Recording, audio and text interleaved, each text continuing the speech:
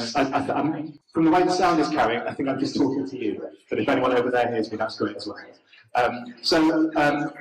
I'm Andrew Reeves. I work at Montfort University in Leicester. I'm part of our Civic University agreement, which is between Montfort, Leicester and Loughborough universities, where I lead on our environmental sustainability theme. So listening to our community's needs around environmental issues, climate issues, and seeing what we can do as a university to support them in that. Now, there was a call for storytelling contributions, and what I wanted to do is just offer an account of my experience around this agenda over the last 20 years in 8 minutes, because I think it's kind of useful, and especially around this question that we touched on in the plenary this morning about how we resource this so we can do meaningful work in an impactful way, which is an issue we're grappling with, and I understand that the university is grappling with too.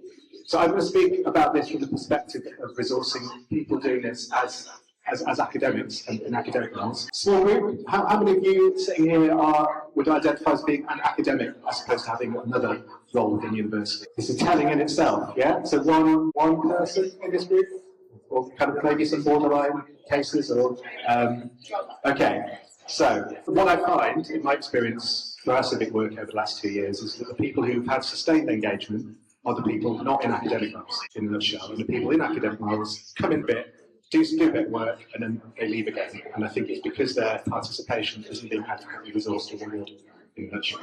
So anyway, I'll tell a tale about how I, to some degree, am managing to sustain my work on this, hopefully in an effective way. And hopefully there's some learning or points of reflection for others from this. You know, I'm not just telling my tale for no other reason.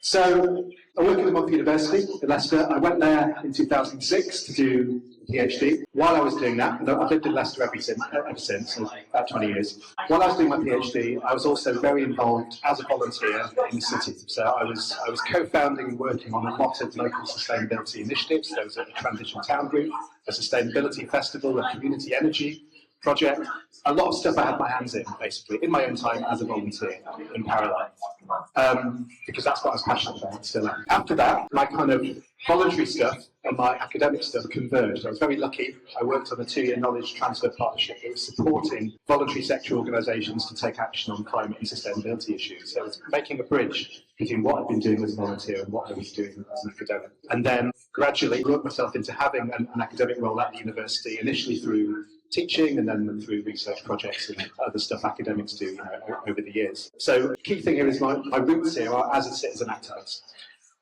When I was teaching, I inherited a module that was very theoretical. It was all about the psychology of supporting changes in environmental behaviour.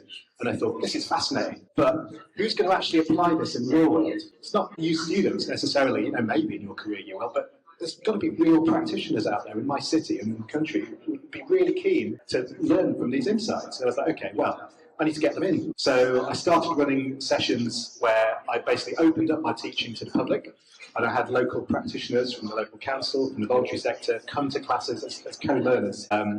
And that was a model that had its pros and cons. It was broadly successful. I've done it since, essentially, where it's a kind of a lecture style input where people come in as guests, either online or in person. But also found ways to collaborate with local organisations through my teaching and learning. So having them give challenges to students and, doing kind of dedicated workshops for external organisations based upon the subject knowledge of what I teach. This is familiar stuff kind of in this sector, isn't it? Kind of the service learning approach, finding the value in our subject disciplines for external stakeholders. So my way in was, and then through brokering those relationships, I would use small pots of internal funding or external funding to ask my local council in particular, or the voluntary sector, what do you need? What knowledge do you need? How can I help you by getting some of our students to do some research?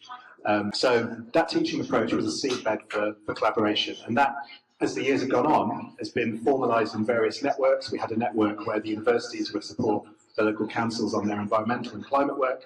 And then when the Civic University Agreement came along, we already actually had a network doing the same job, but this had stronger kind of political support within the university and within the city. So we adopted that brand for what we were doing, which was working between the local universities and the local council to develop collaborative work on climate and environmental sustainability.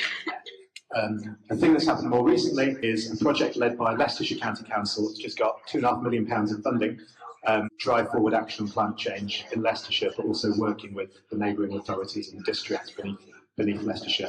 And there's the Civic Partnership, we are leading 2 of the 4 work packages because of the kind of unique and apolitical convening role that we can play, that we hope will break down some of the political blockages that occur, particularly between the city and the county, to stop them making significant progress. So this has led to significant income.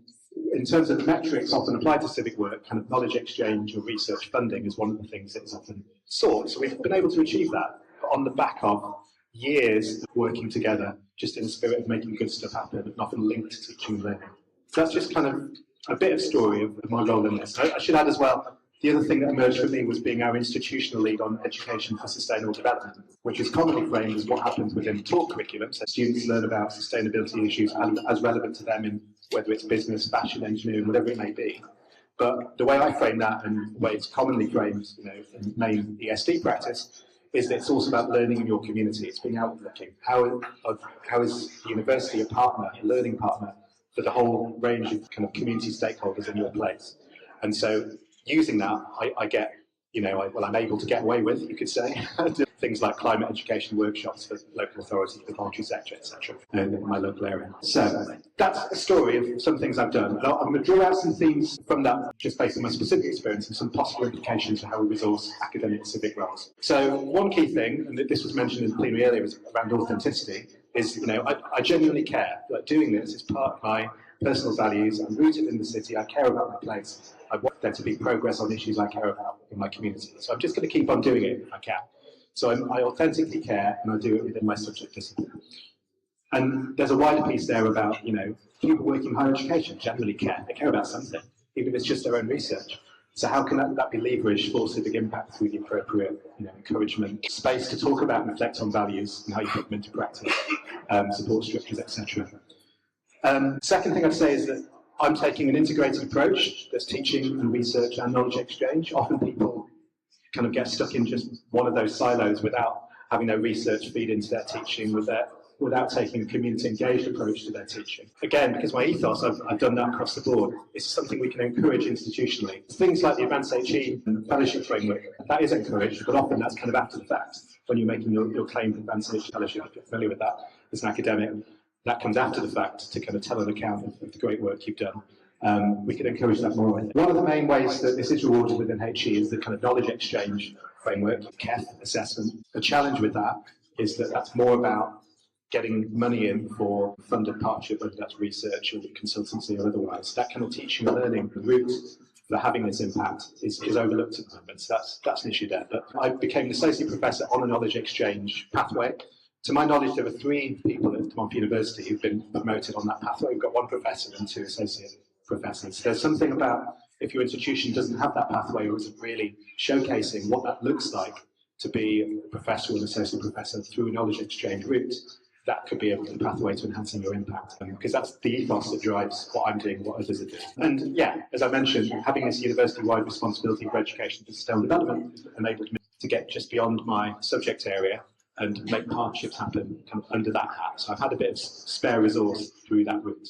But the other thing is that as a person working on knowledge exchange, in our institution, academics can apply for an allocation for your specialism, whether that's research, knowledge exchange, or teaching. So for me, it was 160 hours last year that I was awarded to pursue partnership work. So this was the thing we were talking about earlier again, about giving people that time to network, to broker partnerships. That time intensive, being a connector takes time. My diary's a nightmare, but it needs resourcing. And so having a way to resource people for doing that is important. So some conclusions that I'll offer around how we make this happen. So again, I'm just offering my story. It'll be different for every civically engaged academic.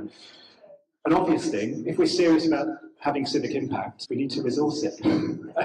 That sounds so obvious. There was, again, this comment in the plenary around, if your strategy is out of alignment with what you're doing, it was questioned. I haven't encountered an educational institution that doesn't have this misalignment certainly around sustainability and commonly around civic, because you can talk a good talk and genuinely feel it, but it takes people's time to drive that impact and make stuff happen. And if you resource it minimally, some stuff will happen. You can tell some good stories from those pockets of practice, but that real significant impact takes more time. And in our case, if we had people with a kind of civic remit across all the 5 themes of our civic activity, aligned to our different research and innovation institutes, if there was a buyout, just a day a week, 5 people, that would be huge. And we don't even have the resource on that scale to sustain the input from academics, many of whom would be very happy to work on this if there was seen as something that was supported and rewarded. Linked to that, the reason the universities are often not doing that is because the wider HE ecosystem is not providing that incentive. So how do we value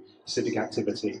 How are universities essentially funded or rewarded in some way for doing this? So I think something about the voice of the sector, this is again touched on earlier, to demand better evidencing of this work and rewarding of this work, ideally through funding to enable the staff time to do this work, that would be very beneficial. And yeah, the final thing that's linked to that is promoting this through teaching and learning. We had a stab at that at DMU a couple of years ago, trying to give this a big push. I mean, we're very strong. I think a lot of our teaching and learning does work with organisations in our community, and we're seen as heart of Leicester for the way we do this. But again, by sharing case studies, by supporting academic staff to kind of put this into practice, helping them make connections locally if they don't have them already, that can really give this a boost.